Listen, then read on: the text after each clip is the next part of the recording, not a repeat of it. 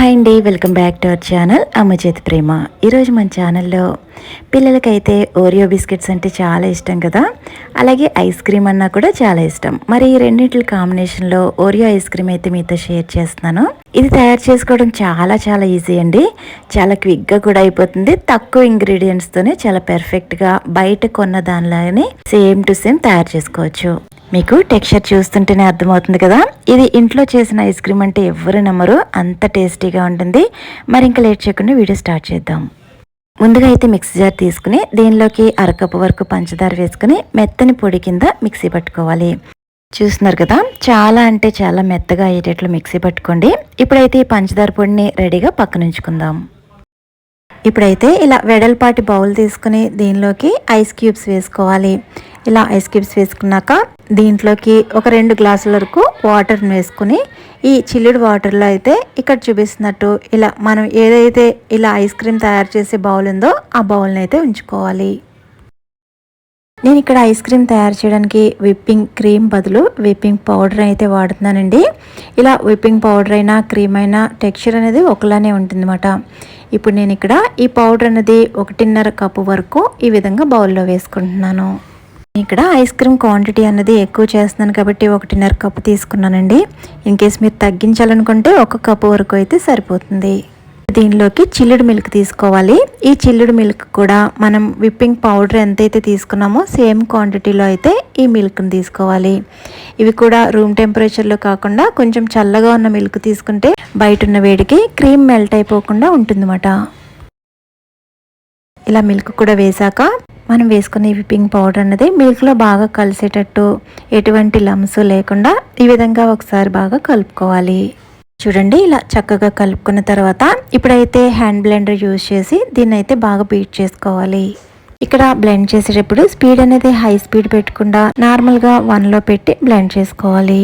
ఇక్కడ కింద ice cubes bowl అయితే పెట్టాను కదా, అది మీరు చేసేటప్పుడు కూడా సేమ్ ఇలాగే బౌల్ పెట్టుకుని దాంట్లో ఐస్ క్యూబ్స్ వేసుకోండి. ఇలా చేయడం వల్ల మనకి క్రీమ్ అన్నది తొందరగా గట్టిపడుతుంది అన్నమాట.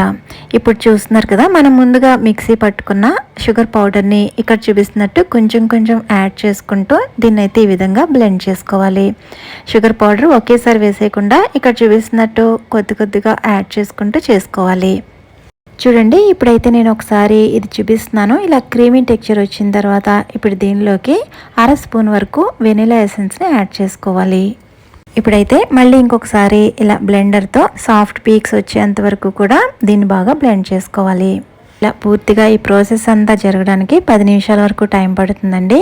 చూడండి, ఇక్కడ పూర్తిగా అయిన తర్వాత అయితే నేను ఇక్కడ ఇది స్టాప్ చేసి చూపిస్తున్నాను. ఈ విధంగా క్రీమ్ ఉంటే సరిపోతుంది.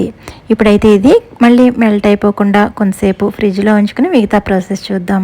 నేను ఇక్కడ 10 రూపాయలవి ఇలా 3 ఓరియో ప్యాకెట్స్ అయితే తీసుకున్నాను.